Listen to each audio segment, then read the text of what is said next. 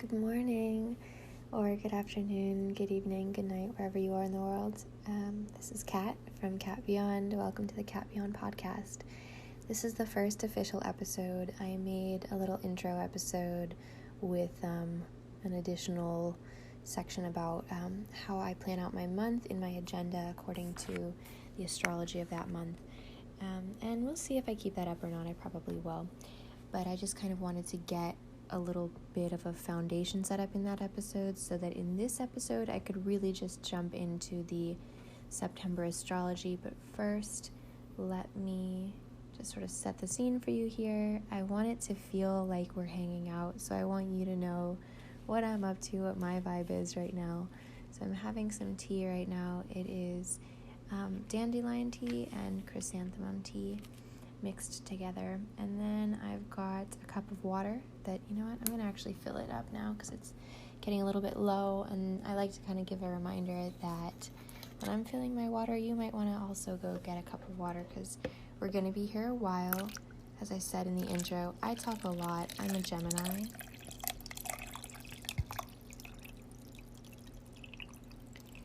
And I'm going to be getting into just details, specifics, things that kind of take a while. I'm not trying to give some quick explanation here. For something like today where I'm explaining the September astrology, it's why I've made a little infographic. Just if you want the, quick and dirty, put it on a page where I can see it all at once kind of thing. That's what that infographic is about. And that way, if you already know a lot about astrology, you can just kind of run with that month overview that I'm, posting a photo of on Instagram. But for those who are like, okay, but then what's a fire trine and what does it mean that Mars is going retrograde?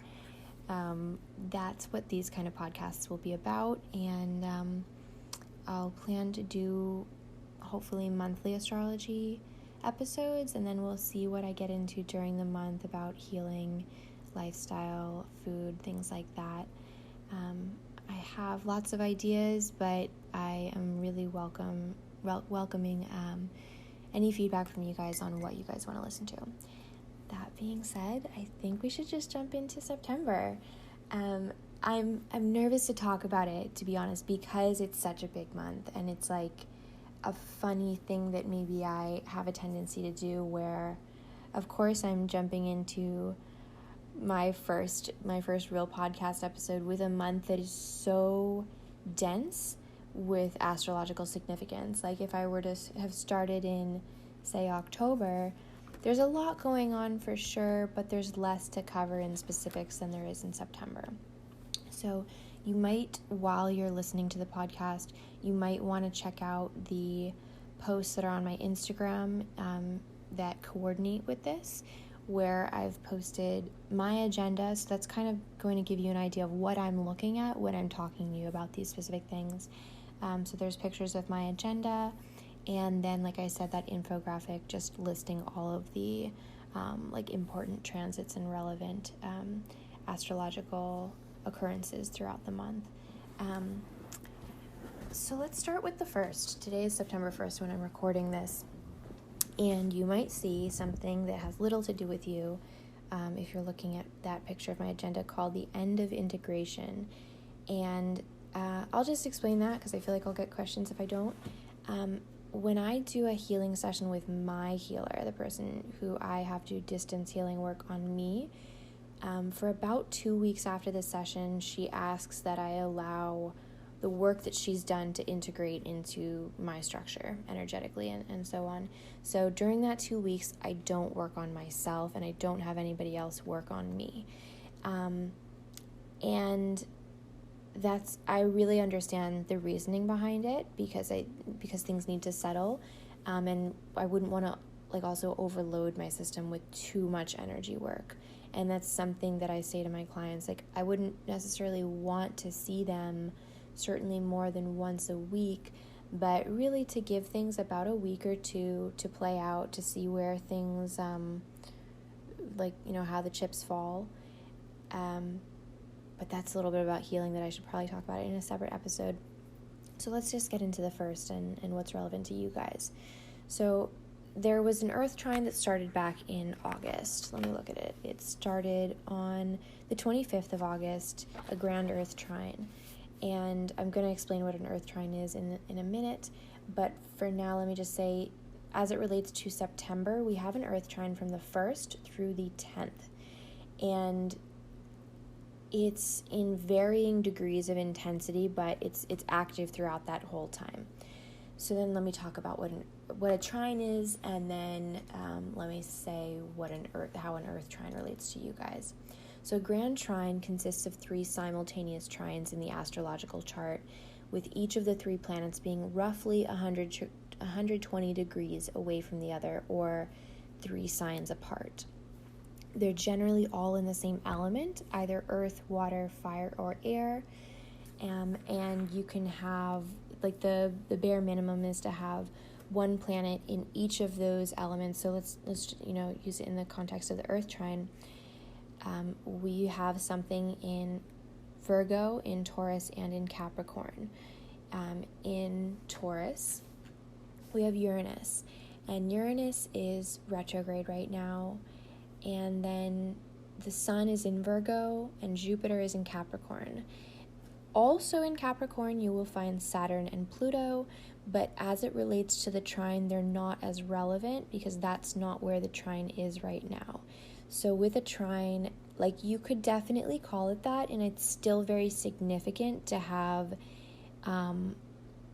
something in each of the signs of an element. So, like, even if there wasn't a good, like, the geometrical trine going on, which is, like, kind of being picky, but if we're getting into, like, specifics of astrology, this is the sort of activation point, is that things have to trine, meaning that they have to be roughly, like, within an 8-degree margin of each other. So let me look at my chart right here. So today, on the 1st, Uranus is at about 10 degrees Taurus, the Sun is at about 9 degrees Virgo, and Jupiter is at about 17 degrees Capricorn. So because that those numbers fall within 8 degrees of each other, the trine is active.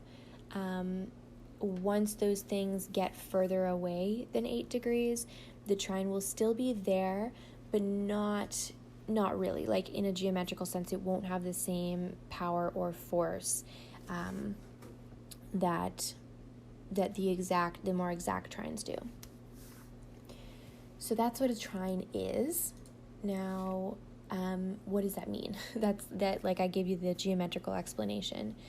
So a lot of people say that grand trines imply strong energy. It's like each of those planets essentially join forces. And you could say that, like, each of their archetypes or what they rule are extra, like, lit up, illuminated, and that they illuminate each other and work together. I see it like when the Power Rangers, and, like, I might be dating myself here, but when the Power Rangers put their rings together, and then all of the rings glow, and, like, they're super powered up, they're, like, supercharged. So that, hey, Future Cat just popping back into the past, I guess. I meant Captain Planet and the Planeteers, not the Power Rangers. I think it's funny that I got those mixed up because Power Rangers was not a cartoon and Planeteers was a cartoon. But I do encourage you, I, like, actually went back and rewatched that scene after recording this, and this scene, it happens, like, every single episode, I think, where it's, like, 5 kids and they each have an element that their ring represents, and then when they put their rings together they glow, and then from that there's Lucky, Captain Planet appears to, like, save the day, and it's a fun little visual that definitely embodied what I was visualizing here. That's how I see it, is like any one of these planets has its own ability and energy, but when they're forming that team, that triangulation, they're able to ramp up their individual energy, and it's like the sum is greater than the parts. So That I see that as a really good thing. It's an immense amount of energy that can be channeled. It's really like an opportunity. I like to think of astrology as opportunities, and there's more to it, than opportunities. Sometimes there's like things that could be seen as negative, but still, I always think that there is, like, whether hidden or obvious, there's always an opportunity with any form of strong energy, even if someone says like, oh, that's going to be challenging. Like, challenges can be really good. So with the Grand Trine, it's very harmonious, but some astrologers will say that it means that energy can be taken for granted. So if you had an Earth Trine in your birth chart, which I do, I have an incredibly exact one.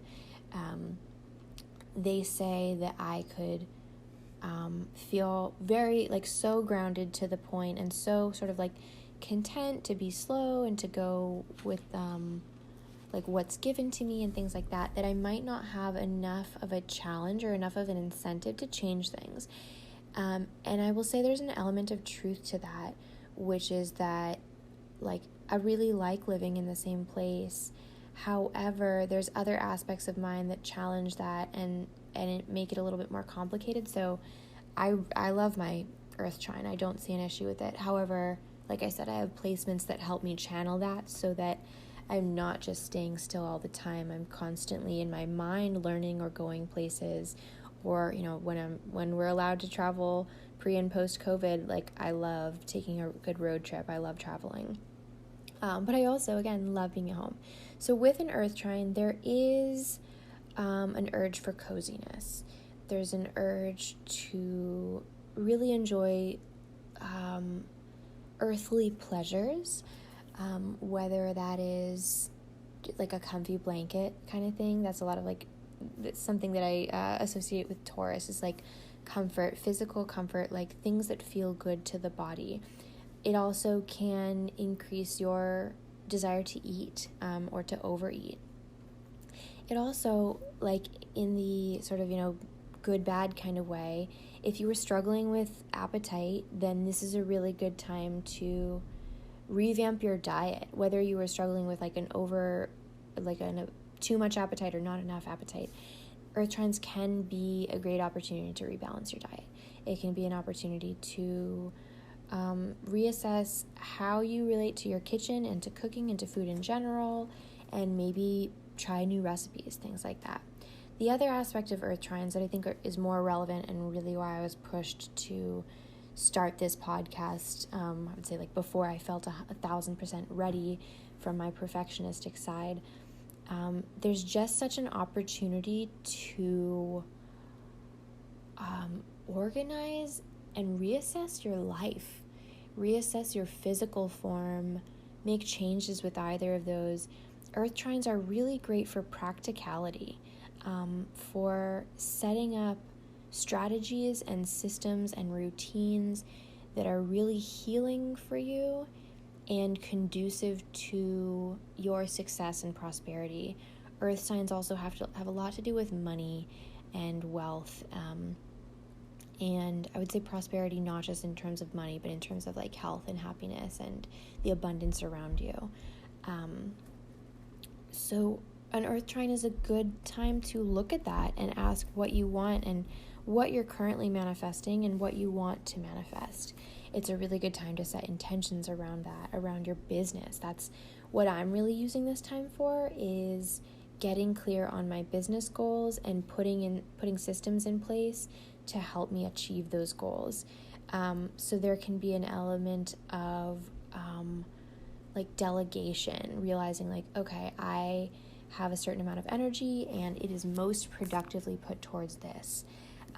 There can be, it's not a non-emotional trine, that's not what it is, but it can prioritize the practical side. It's very, like, aware of what the emotions are, but, like, okay, but how do we ground that? How do we make that work for us? How do we not let our emotions get in the way of what has to be done? And the way I've seen, sort of like with myself, is like, I have to have a certain amount of practical energy that I prioritize so that I can afford all the energy to be as emotional as I am and as I like to be. I like to be emotional. I like to spend a lot of time and energy feeling into my emotional needs, my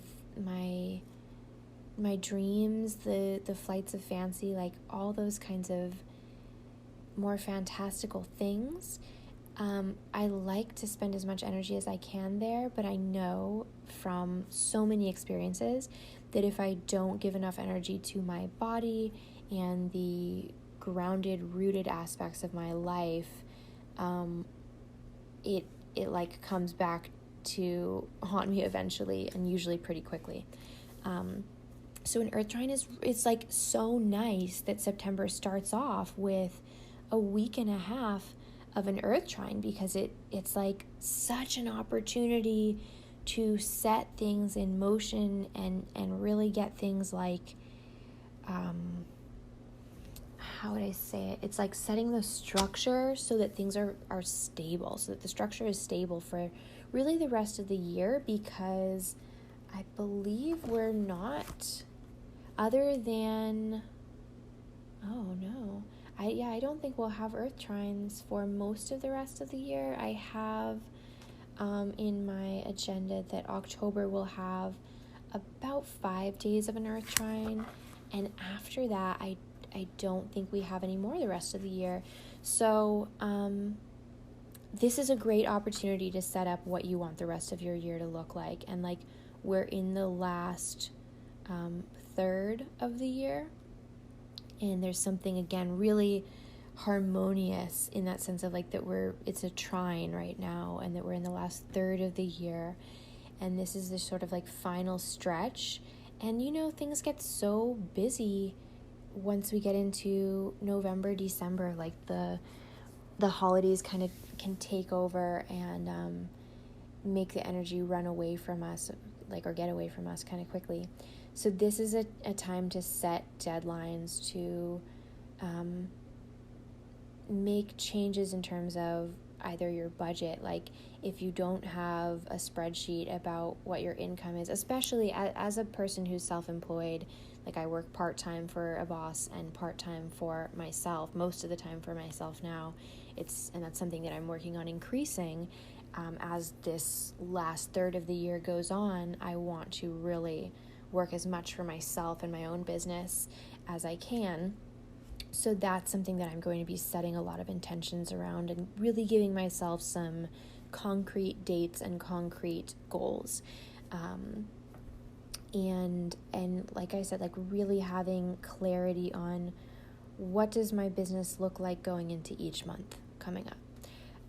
But if business isn't your goal, if you're kind of set there and you're wanting to work on your body, Earth trines are another great, Earth trines have a wonderful ability to help you with that, because you can set goals around your body, whether it's about a physical change or more of just changing your routine and your habits. Think about what kind of exercise you want to do, and set up a schedule for yourself if that works. I don't want to get too much into that aspect of it, because we have so much to cover in this episode, but I think you're starting to get my point. It's just like there is an immense ability to channel that Earth trine energy, and really to manifest, like to say what you want to manifest, and to put systems in place to allow you to use the energy to do so.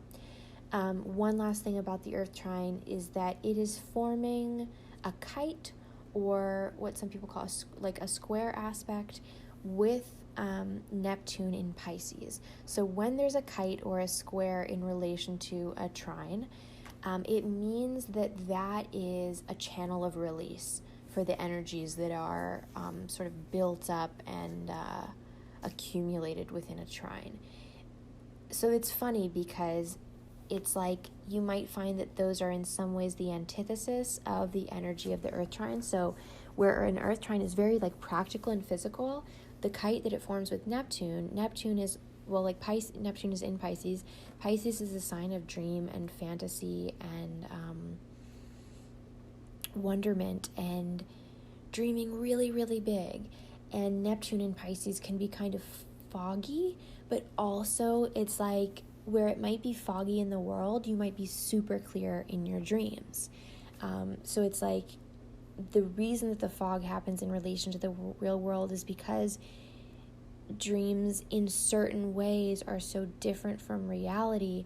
But where if you can find that place where your dream can meet reality and where you can start believing in your dreams and being like, okay, I see these and they seem so great, but how can I make that real? And like, how long will that take? And I think a lot of the issue that people have with dreams is that they seem so grand or far-fetched that it's like, oh, I could never make that real. And it's like, you just need a whole lot of time. Like, usually what do they say? There's some saying about like the cure is in the poison, or something about like the antidote is in the poison, something like that, where it's like the energy is there when you look at the opposite of it. Like, okay, a dream is really fantastical.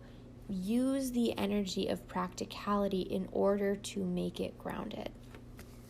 So the element of earth is like, has a lot to do with time, physical time, and like building slowly over time.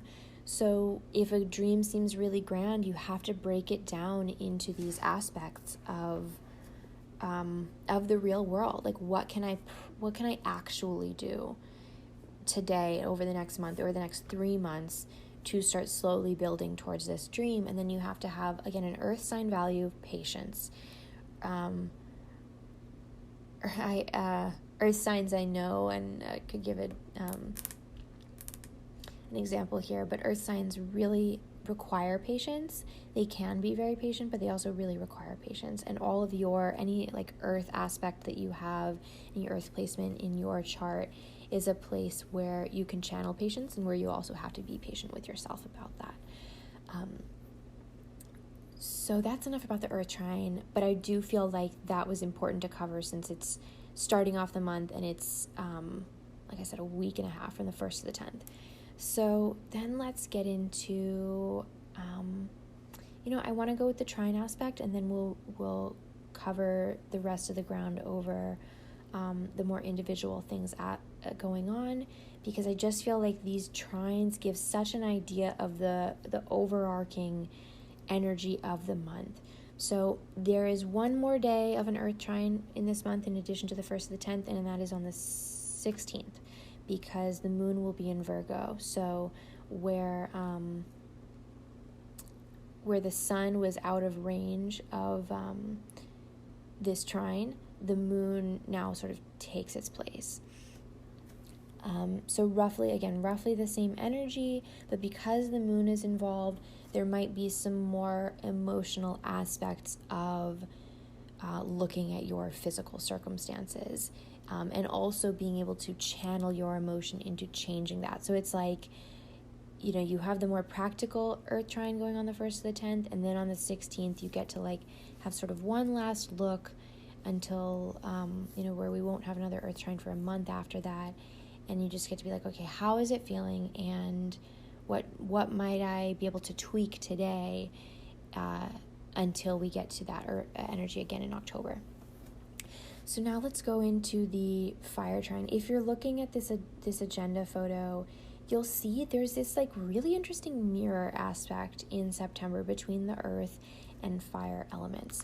So like I said, where we had that big chunk of earth trine, and then one day sort of like set aside from that one day of earth trine, we have 1 day of fire trine, and then a week until we have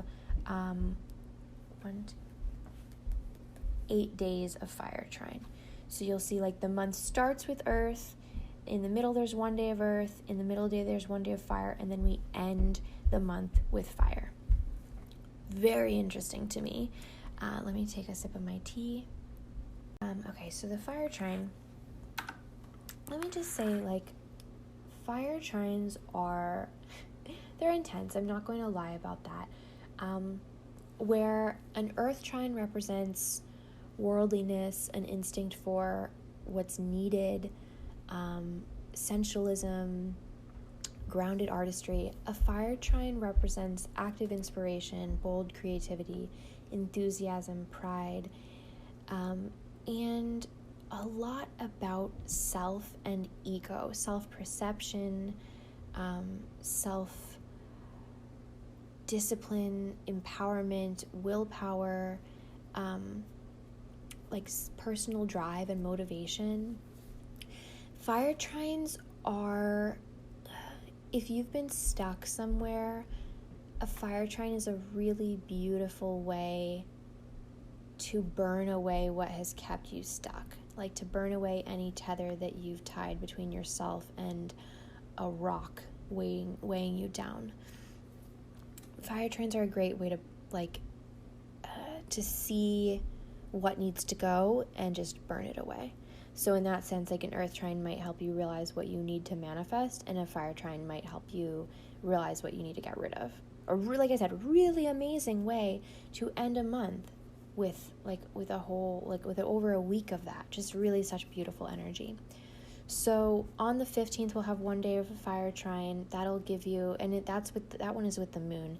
So that should give you roughly an idea of what you'll be, what emotionally is weighing you down, and where you're getting any form of irritation or frustration, and then what that is rooted in, and really try not to make this about this particular thing about the outside world, this thing about the world is really irritating me and frustrating me and holding me back. It's what is within yourself? What is that mirroring that it's showing you that is something that you don't like? And is there an element of that present in you? So the 15th will give you just sort of this brief little overview, and then I'll talk about the other stuff going on between the week of between that and when the actual strong grand fire trine starts, where that grand fire trine will be between Mars retrograde in Aries, Venus in Leo, and the South Node in Sagittarius. So the beautiful thing about about all of the days that we have a fire trine is that they form, when I talked about that kite with Neptune and Pisces as it related to the earth trine and that being a channel of release, the channel of release for the fire trine is the North Node in Gemini, which is of all things to have as a channel of release, a North Node is such a beautiful thing because it's completely aligning you with the direction of the collective momentum. Where are we heading as a collective, as a species, as a planet, as a group of souls? Where are we going, and what are we focusing our energy on right now? So with the North Node in Gemini, you're going to want to focus on everything to do with the mind and the intellect. But you'll also want to relate it to the heart, and I'll get into that in a minute, but things that you might want to release any strong energies building up with is writing, communication, spiritual connection, learning something new, or going deeper into learning something, curiosity, anything that you're curious about. Really allow yourself to play in that space, and don't put earthly contingencies on that of this has to be a practical curiosity. Just really let yourself explore like a child would. Gemini has a lot of childish energy, and as long as it's in balance, it's a really beautiful thing. So you can also look at the same way a child would, enjoying the beauty of life and just really enjoying the little things and little colors around. And something that just popped into my mind visually is when you go on a walk, sometimes on the grass, there are these small little weeds that have these tiny little flowers, and those are something shrink yourself down and enjoy how sweet it is that a small animal, that flower is normal size, or to an ant, that flower is still gigantic, so allow yourself to look at things on even the minute level. You also have a great opportunity there to release the energy building up from the fire energy by restructuring your mind, taking a look at your mindset, doing a lot of mental work. This can happen through meditation, through like working with a therapist or working with somebody who does cognitive behavioral therapy or neuro-linguistic programming. And what I do, inception point therapy, is really, really powerful for restructuring some of the conscious and subconscious aspects of what's going on in the mind. A lot of like belief systems, a lot of negative emotions or thought patterns. Inception point therapy is really good for releasing those. For one, and this is like, don't mean to be for this to be a plug for myself, but hey, you're in my podcast, may as well. With inception point, we're looking at like, what is that mental belief system that you have, or that block that's coming up in any form, and where does that originate from? Was it in this life? Was it in a past life? Was it ancestral? Was it in utero? And then going back to that point and releasing, like bringing up, identifying the negative emotional aspects associated with it, releasing those, clearing those, and replacing them with positive, effective resources. Inception point has been something that has completely changed me over the last year, and it's something that I shudder to think where I would be right now and what my mindset would be, what my heart set and my emotionality would be right now without inception point therapy, both from the woman that I went to, and she's the founder of this work. She created it, and she's the one who trained me in it. And being able to do that on myself, to do that with clients, I have seen such amazing results with that work. So back to the fire trine. Let's just talk about the fire trine, and since I went into such detail about what the earth trine could allow you to do, let's talk about the fire trine. So it's so beautiful. Like the things that you said that you wanted to do in the earth trine, the fire trine is exactly the energy to actually allow you to do those, to move, to act. Fire trines are about action and energy, and channeling energy into goals. So like somebody who has fire and earth in their chart, if they use those properly, they can not only decide what they want to manifest and strategize about it, but then they can actually have the follow through with that fire energy, as long as it stays in balance, because like fire can be erratic, as we know, but it also, when channeled properly, is so powerful. Like if you think of the way that, we had fire back in caveman days, and then now we've learned how to harness it into production and productivity. So a fire trine is a great time to get really creative. There's some elements of overlap between fire and water, I'm saying in general, because fire can be so ambitious that it's almost dreamy. But when you, sometimes water elements don't, water can be so dreamy that it doesn't necessarily have a way to channel that into anything other than thought and feeling.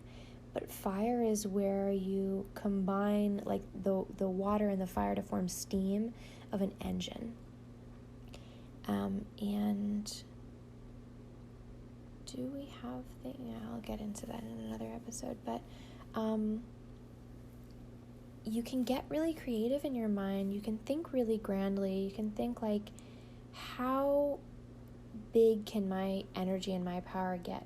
How much can I channel? How much can I use this energy to change something within me or eventually within the world?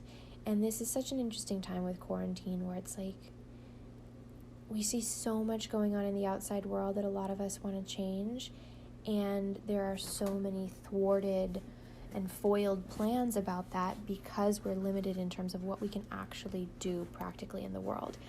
But it's why these next 4 months are so powerful, because you guys, the quarantine will end. COVID one day will be hopefully just a memory, or at least not what it is right now, and we'll be able to actually make really significant changes in the outside world.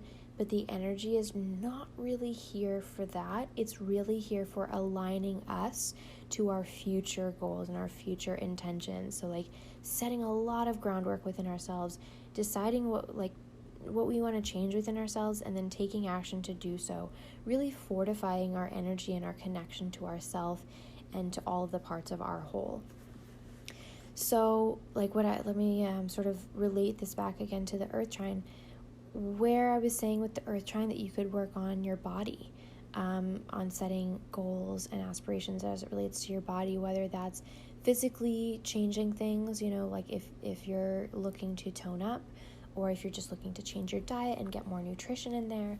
A fire trine is like, okay, let me explore all the possibilities of doing that and actually take action on that. So like if you say, I want to try so many new recipes a month, a fire trine is like, yeah, I can get excited about that. I can get really creative with that. Like an earth trine might be encouraging you to follow the recipe, and a fire trine might be like, okay, cool, we did that recipe like 3 times. Now let me experiment with it. Let me see how different I can make it, how creative I can get with that recipe, and can I make my own? And can I make one that really works for me and speaks to me? And as the earth trine related to, say, your business or something like that, or even routines about your life, a fire trine is like, okay, let me put my energy into actually doing each of those things that I said. Sorry, I just got forwarded an email and notification popped up on my screen about some business stuff, actually. So that's funny that correlated. So as it relates to your business goals that you set up in the earth trine, the fire trine is your ability to actually have the energy to do all of those very ambitious things that you set up. That's right. That's where I was at. That the earth trine can be very ambitious and like, okay, I want to do these things every day. And with my business, I want to have all of these deadlines and goals, and I want to get all of this stuff done. And fire trine like actually gives you the energy to follow through on those things, which is really, again, as I said, like this could not be a more beautifully aligned month to set a goal and meet the goal. And it's like, that's why I felt so called to put out this podcast, because it's just like, when you look at astrology as opportunities, September is a month full of opportunity, like really powerful energy. So let's get into the, actually I'm deciding right now if I want to do let's just get into it.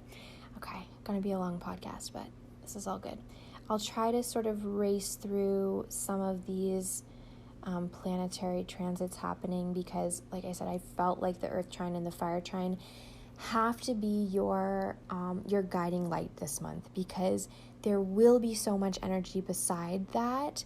But okay, so I said something in the intro about that I feel very affected by the sign that the moon is in, and that is true. But when you have something that overrides other energies that might normally be directing you, like I have to really dig into that. So like the moon is in Pisces today. I easily could be very emotional, and I probably will be, especially since tomorrow is the full moon, which we'll talk about. But like normally I think at this point I would be a little bit more Piscean in my energy, but the earth trine is so strong right now that that's where my energy is going, into like production, manifestation, creation, and I'm just really allowing myself to tune. It's like, what frequency, what channel do you want to tune into right now? So today, like, you have multiple options. All of these days, you have multiple options of which of the planetary placements are you tuning into and focusing your energy through, and which do you want to be focusing that energy through. So I've been very clear about my energy. Like, the earth trine is just an opportunity that I don't want to miss. So that's what I'm focusing on. So let's talk about the full moon, which is tomorrow. And I'm hoping that this podcast gets approved and posted today so that you guys have this. To be honest, I've gotten a little bit less obsessed with the individual moon situations. Like, I know a lot of astrologers are like, oh, well, the moon is in Pisces and it means this, and there's like all of this stuff specifically about that. Like, yes, important, very informative. However, the full moon happens on one day. It, like, you can sort of feel the energy of it for the day on either side of the actual full moon, and then some people would say it really is active for 2 weeks. But here's my, like, where I'm at right now. The energy right now is so much bigger and broader than an individual full moon or new moon day that I'm not focusing quite as much on, like, okay, how does it affect that? Like, what I would say is, if you can look at your astrological chart and look where Pisces is for you, where 10 degrees of Pisces falls for you, because that's exactly where the full moon is. At 1:22 a.m. Eastern time on the 2nd, the full moon will be at 10 degrees Pisces. So you could look, where does that fall in your chart, and what is that house related to? That's something that we could get into in another episode about houses, house signs, and like what they mean for you, and like what astrological transits have to do with like individual houses that they're transiting. But let me just say this about the full moon in Pisces in the season of Virgo. I know multiple people whose sun sign is Virgo and moon sign is Pisces, and they are really beautiful, magical people. They're complicated, of course, as is every human, but there's a sweetness, there's so much duality in them. There's simultaneously like an incredible groundedness and earthiness and practicality, and also this element of fantasy and dreams and romanticism. And I would say, like, I get along really well with Virgo Pisces people. I gravitate towards them. Like, there are 2 children I know who I get along with so well. Like, we're just such kindred spirits, and they both happen to be Virgos with Pisces moons. And they're like, there's such a sweetness to them, but there's also, you can see that edge. Like, there's so much edge to them. Like almost an emo-ness, but also that like dreamy, like romantic, super candy sweetness to them. Like, so magical. And like, the young boy who's a Virgo with a Pisces moon, we love to like sing and dance. And when he was really little, I would, pick him up and spin around with him and dance while singing him a song. And he just adored it. Like, I think most kids would, but I could tell with him, it was just it was something that like fed his emotional needs in a very like palpable way. And the young girl who's the Virgo with the Pisces moon, she loves to talk about like tree houses and magical things, and she's like very curious about some of the stuff that I do, and like crystals and colors, and just really really colorful spirit. So whenever we have the full moon in Pisces during Virgo season, it's a very magical time, but there's also a lot of emotionality, a lot of like deep, edgy emo-ness. You can channel that, I think, I wouldn't say easily, but you can definitely channel that through dreams and fantasy and romanticism, and like what really makes you feel, the word that comes to mind is luxurious, even though that's not always associated with Virgos or Pisces. There's a luxuriousness to the way that Virgo and Pisces interact with each other. It's like, what makes you feel taken care of, really like you can almost relax into this fantasy energy that you've set up for yourself. Like, what is your fantasy? What makes you feel like this is the life that I dreamed of? Like you're in a painting or something like that. So that'll be different for everybody. 10 degrees Pisces for me personally falls in my 4th house of family, home, emotional foundation. So it's Pisces and Virgo things are always really powerful for me. I don't really have a lot more to say about that.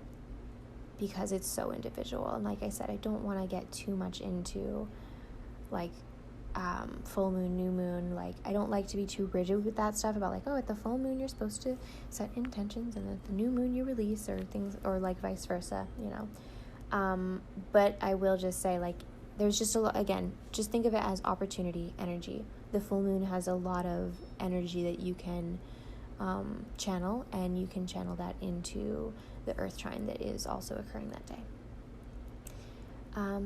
On Saturday the 5th, Mercury enters the sign of Libra, which is not typically seen as one of its like best placements. Mercury is at home in Virgo or in Gemini, but I like Mercury in Libra. It's very poetic. It's very romantic. It's very like the singer-songwriter kind of thing. Like, I know somebody with a Mercury in Libra he has such a beautiful voice. He has such a poetic, romantic mind. When he speaks, he sounds like he's from a different time. And he really writes beautiful poetry and beautiful songs. But they also can get really caught up in their mind because it's an air sign. I don't really see too much negative with Mercury in Libra. I just think it's such a beautiful placement. So if you want to write poetry during Mercury in Libra, if you want to think about like what could make your life more beautiful, more like, think about thoughts being aesthetically pleasing to your brain. Like, if your brain were to look at your thoughts, do they feel good and beautiful and welcome there? Do they feel like they're organized and honoring your brain?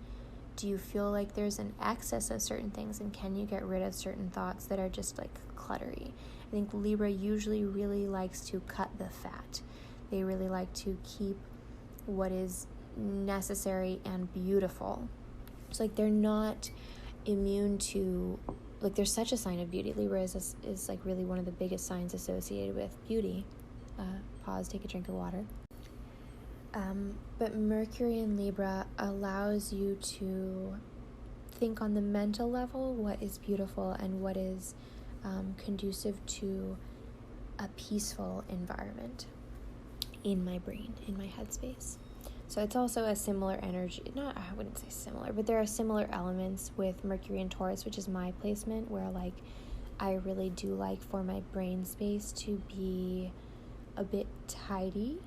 And as a Gemini, there's obviously a little bit of clash with that, but I have found ways that it, like, you know, that I'm working on that and that have really changed my mental space for me by cutting out what really doesn't feel good to have it in there.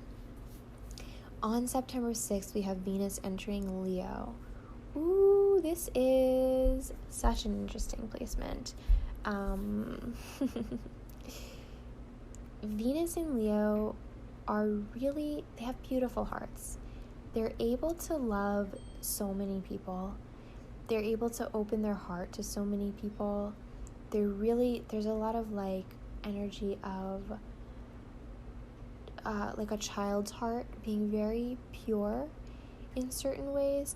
There also can be a big aspect of egotism, of I don't want to say like self-absorption or self-obsession, but, and I don't mean this even in a bad way, Venus in Leo is the kind of sign that they are so generous, but ultimately there has to be a balance, and some of them are very good at this, about being like, okay, how can I be generous to myself and to my own heart? How can I really give myself what I want, what makes my heart sing? But Venus in Leo, it also can give us the energy to put towards what our heart desires, what fulfills us on a heart level. And I don't just mean romantically, like there can be an element of that if you want, but I mean like, what is a purpose that relates to your heart, that makes your heart feel like it's activated? And then this Venus in Leo can kind of give us the ability to channel that. And I don't have too much more to say about Venus in Leo. I'm excited for it. Venus in Leo is a really powerful sign for self-care, for your self-perception. So like somebody with Venus retrograde in Leo might really struggle with self-esteem and self-love, but Venus in Leo as a sign can be one of the best at self-love, self-esteem, self-worth, self-value. So Venus in Leo, like transiting through Venus in Leo till sometime in October, until October 2nd. So we get a good like 4 weeks or so. Yeah, a good 4 weeks of Venus in Leo, which is a great time to work on any issues we have around love, self-love, self-worth, self-value, self-esteem. Again, such a nice time to have that in coordination with the Earth trine going on about what things that we want to change, and about like Earth has a lot to do with value as well. So are we asking for enough in our job, from our relationships, from ourselves? Are we giving ourselves enough love and value? And who around us is mirroring one side or the other of that?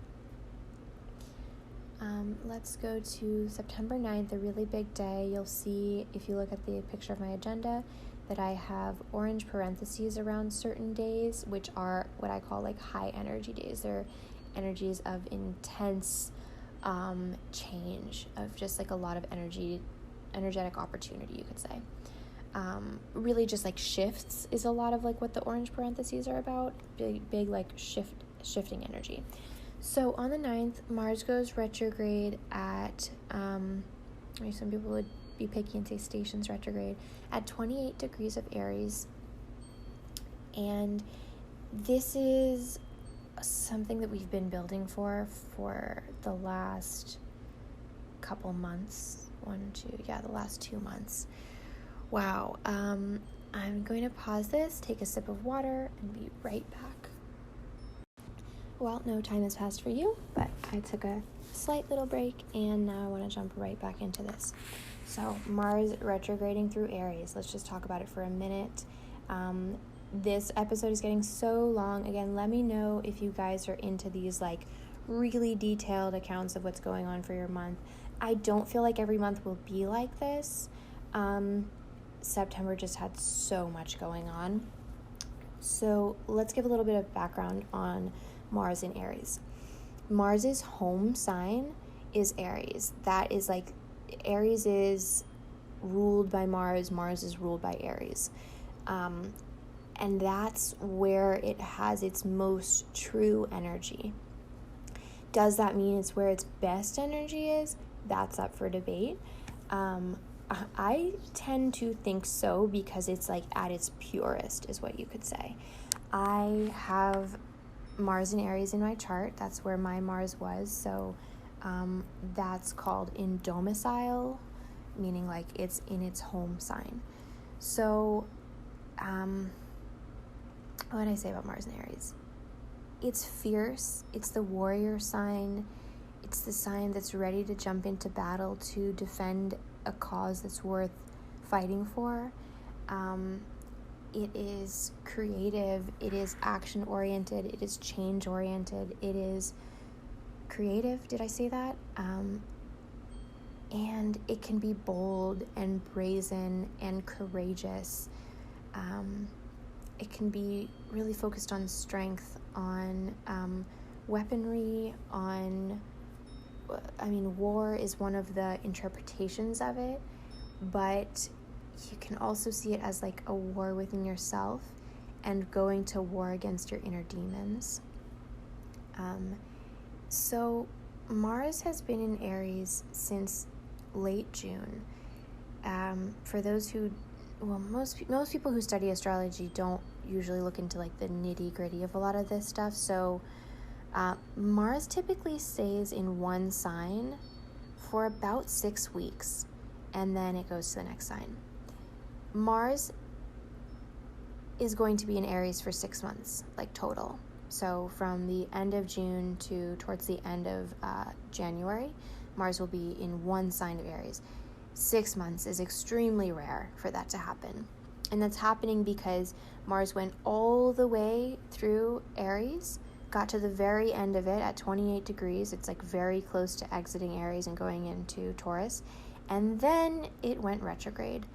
And now it's going to retrograde all the way back to, I think, about 15 degrees Aries. And then it's going to go again all the way back through to the very end of Aries, which will take us through to January. So this has been, as I said in the intro, there's so many things about 2020 that are rarities, astrological rarities. And it like fits so well with how weird this year is, or just how different, because these are things that if you weren't seeing shifts in the world, you'd kind of almost wonder. Sorry, I need to take a sip of water. You might want to do the same. Like, if I believed in astrology, but something this big was happening and not being reflected in the world, I'd be like, that's strange. Like, I guess it's happening on a subconscious level. But where these things are happening so obviously in the outside world, it's definitely reinvigorating my belief and trust in astrology, and just my curiosity around it, to always want to learn more about it. So when Mars is in Aries, it's a lesson in, where does our power come from? Where does our personal power and our personal energy come from? Do we need outside energy or forces to motivate us? And if so, how can we find that motivation within? Aries isn't always seen as having the most spiritual connection, but I feel like that's misunderstood, because Aries energy in some ways is so close to pure source that, how would I say it?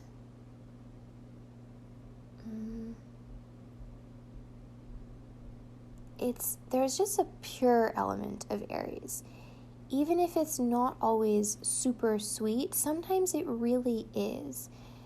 But with Aries, with Aries people, you might notice this too, they can honestly be some of the sweetest, most innocent, childlike people, but when they get mad, it's they're the most mad of anybody. I mean, I would also, certain other signs can get really mad, but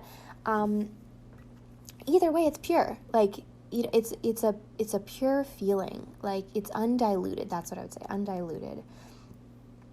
So Mars in Aries has this ability to channel directly from source energy.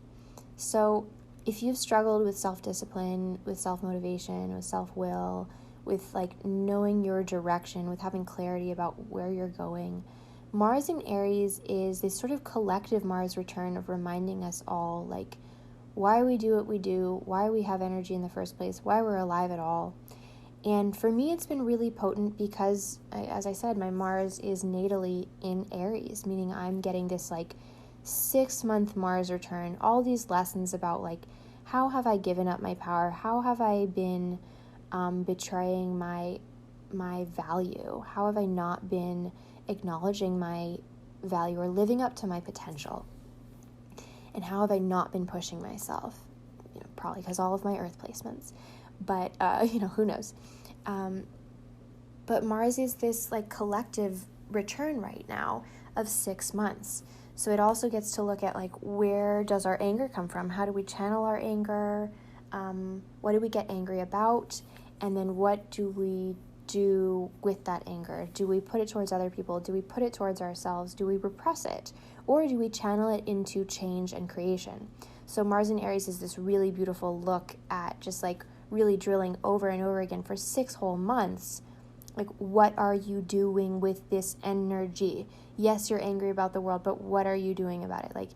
And what are you doing to change those things within yourself? That energy of anger can be of so little use if it's not put into a productive channel of release. So I think there will be issues around, again, like I said, personal power, I think will be the biggest thing. You'll want to do a lot of work on your solar plexus. That's something that you can do with me, or if you know about your solar plexus, you can do your own work with that. When I work on the solar plexus, we go into 6 layers of the energy of the solar plexus. I also go into the organs and glands that are ruled by the solar plexus.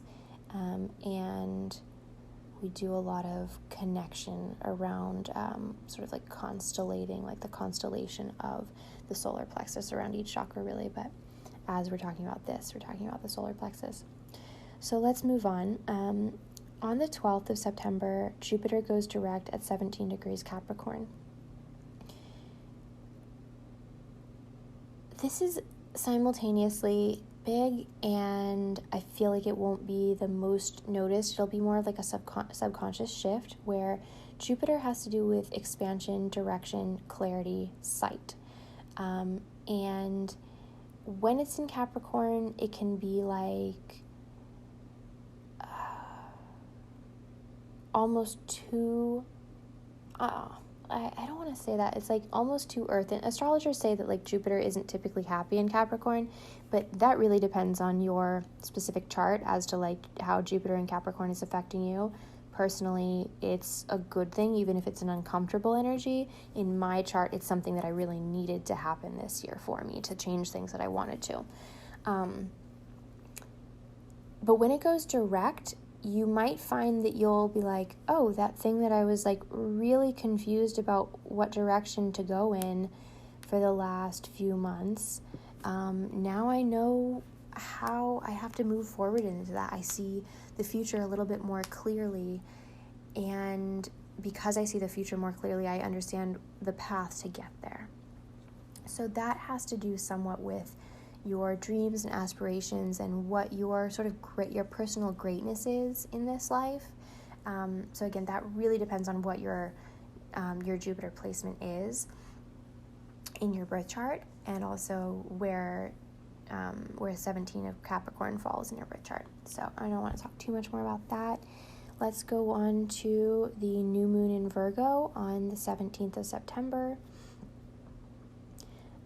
I don't really have a whole lot to say about this other than it's like the last big bang of Virgo energy. It's like, it can be pretty strong in terms of like, I guess what I'd say is here's what to watch out for on that day.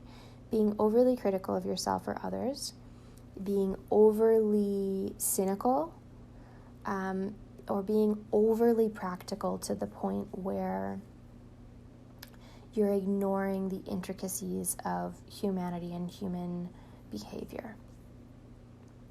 But it is, like on the bright side, it is a great opportunity to use that Virgo energy to adjust some of the physical aspects of your life, whether that's like your routine, your organization in general, your productivity, your motivation.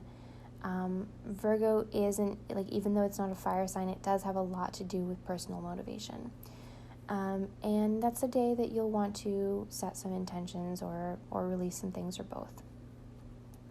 Let's go on to September 22nd, when the sun goes into Libra. I don't have too much to say about this, other than that things change in the fall. Everything changes. Like, things fall away that have to fall away. It's a time of release for sure. And it's a time of remembering what has to, like I said about Libra, they really know how to cut the fat. Like, what is beautiful here and what is standing in the way of that beauty? What is a distraction from that beauty? What is a distraction from a feeling of like clean, minimal beauty? Libra is a really great time to work on your self-image. So you can set some intentions on that day around how you want to see yourself. How do you see yourself? And then what is something that you can do, whether it's energy work with me or by somebody else or by yourself, and then setting some time to meditate about self-perception and self-image. There's so much more that we could go into about Sun and Libra, but I just really wanted to give an overview of most of these transits for the rest of this. So then, like I said, right after the Sun moves into Libra, we instantly go into that grand fire trine on the 23rd through the 30th.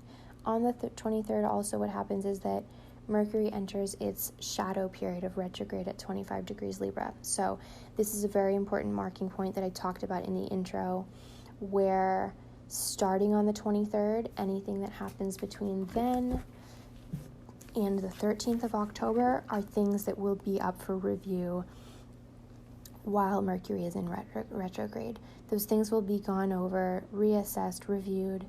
So as a, forewarned is forearmed kind of deal, you might want to pay attention to what is happening in your mind and your communication style and the way that you move from the 23rd through the end of the month. And just be really aware of your patterns, of your tendencies, and be like, okay, this is something that I might be working on when Mercury is in retrograde. So really just begin to go a little bit slower. You don't have to completely slow down on any one thing. It is actually an interest, now that I'm looking at this, it's an interesting dichotomy between being in a shadow period where things are sort of starting to get to the point where the wheel will turn back around, so things slow down a little bit, and we're also in a ground fire trine for that time, which is an urge to push. So I think you'll really, honestly, now that I'm seeing that, I think that would be a great balance between each other, that dichotomy. But see where you're pushing, and then see where you have to really luxuriously ease into the energy, the strong energies that you're channeling. So allow that balance to exist there. Let's go to, and about the fire trine, the strongest days of that will likely be the 27th, 28th, and 29th. That fire trine is happening in the degrees between roughly, I would say, around 20 to 26 degrees. And really, if you have placements between 23 and 25 degrees in any sign, but especially in any of the fire signs, those are going to be especially lit up. So that's something to notice about your individual chart. That is something that I am totally happy to talk about in a session. Typically in a session, especially a first session, I cover a little bit about astrology. I always look up the person's natal chart, and we talk about that because it really helps me look at what's going on for them that they've reported, and then what I see in their chart that could kind of give me some indication. So I'm happy to have a whole session talking about your chart and what these things mean for you if you want. Okay, so the 27th of September, we have Mercury entering Scorpio. A little bit different than Mercury in Libra, but also really beautiful, but an intense energy. Mercury in Scorpio sometimes gets a bad reputation for being intense, for saying things that can be kind of cutting and harmful, because Scorpio tends to really have an awareness of where pain is and where truth is, and usually those things go hand in hand. And Mercury in Scorpio can really point those things out to people. However, I've known a lot of Mercury and Scorpios that are so kind and so sweet with their words, and very soothing with their communication styles. So Mercury and Scorpio will really depend on a few things for you. Again, where Scorpio falls in your chart and how it relates to your natal Mercury. But what I would say is that Mercury in Scorpio gives us sometimes more vivid dreams, more intense dreams, more karmic dreams. But it also can have us have a heightened awareness of our subconscious thoughts and emotions and the origin points of our pain and blockages and things like that, mentally and emotionally. And then the final thing that I want to talk about for September is a really pretty big deal. The 29th of September, Saturn goes direct at 25 degrees Capricorn. Ooh, I think we could have a whole episode about Saturn and Saturn in Cap and all of what's going on with Saturn, but there's a lot of possibilities in this. As I said in the first intro, astrology implies things, but it can't 1,000% accurately predict something. So I don't want to talk about the potential negative aspects of what Saturn in direct could mean, because I am very aware of the positive aspects, and that's what I'm choosing to focus on. So back when Saturn was direct, which was like up until I think like May, I think like the beginning of May was around when, actually I could tell you exactly. Let's look at this. Yeah, Saturn went retrograde May 11th. So some of the stuff that's been reviewed and gone over since May 11th, you'll start to see some of that becoming clear, understanding why things had to be reviewed or redone.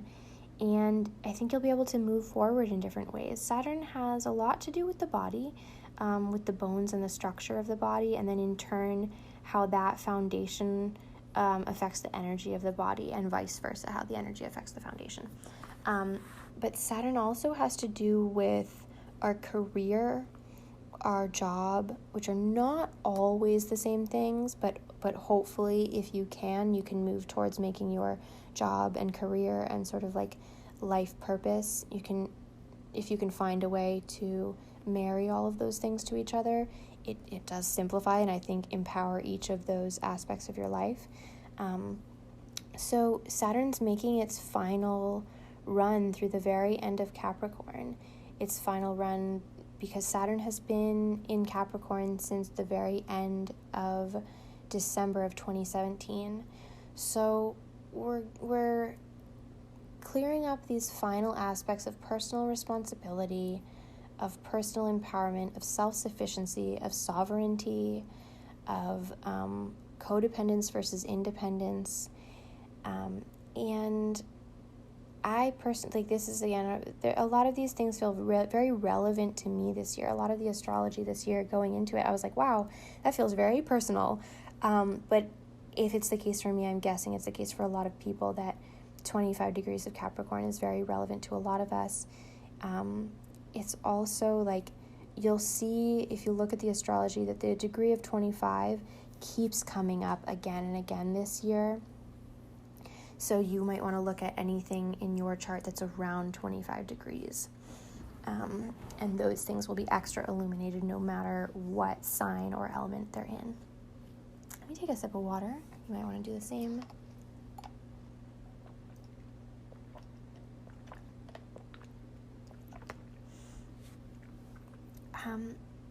So it's a little bit hard for me to separate the personal aspects of what Saturn in direct means for me versus how to communicate that as its relevance to the collective.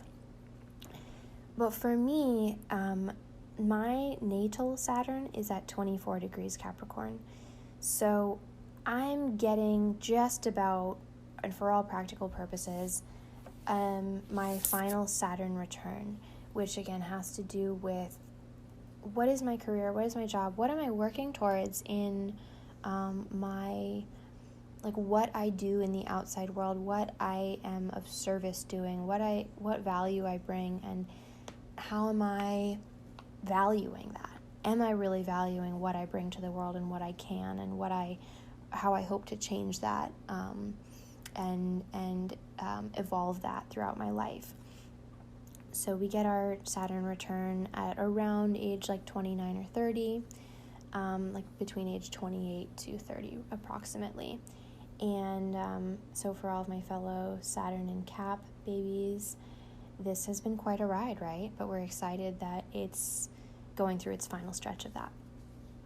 I will say, however, I really like Saturn in Capricorn. It's its home sign. It's another one of those planets that I have in domicile in my chart. Very fortunate to have that. But that will be an intense energy day on the 29th because it's Saturn saying, okay, I have looked over everybody's tests and here are the results, and here are a final couple months to change any mistakes that I noted that you made. So Saturn's really that sort of like daddy, professor, tutor energy, like the teacher energy of like, okay, I graded your tests and this was great, but this was all wrong. and I'm going to give you 2 months to work on that, and then you can turn in your final paper in December. But the sooner you turn it in, the sooner you're done with this class and able to move forward onto bigger and better things. So you'll want to look at, really honestly, like it boils down pretty simply to your job, your career, and your it's not so much public image or persona as it is your relevance to the collective, and what part you play in that. And that has a lot to do with your midheaven. Again, that's something we could talk about in a session if you want, but midheavens are really important to me. So starting at the 29th, it's, again, the astrology of this month is so beautiful, like so beautifully laid out. It's like artwork to me, because that Saturn going direct is at the very end of the fire trine. And so it's like, okay, with the earth trine, and I want to just sort of like wrap up this month, with the earth trine going on for roughly the first 2 weeks of September, we were able to set up a system and set into place, like, what do we want to change? What are our intentions for practically changing our lives, or eventually what we bring and do to the world? And then this last couple weeks of September is like, okay, how do we really use our energy? How do we channel our energy into, and any anger that we have, channeling any anger into being of service to our goals and to collective goals? And so, okay, we have that energy to put towards changing those things. And then Saturn going direct is saying, like, good, yes, you've done all that work, and now here you're allowed to really go forward and graduate into like the next form of your, not just your purpose, but like your fulfillment in life. And then that's going to bring us into October. And so September is really laying so much groundwork for the final quarter of the year, for October, November, December, which are bound to be very intense months. You guys, I think, already are getting inklings of that.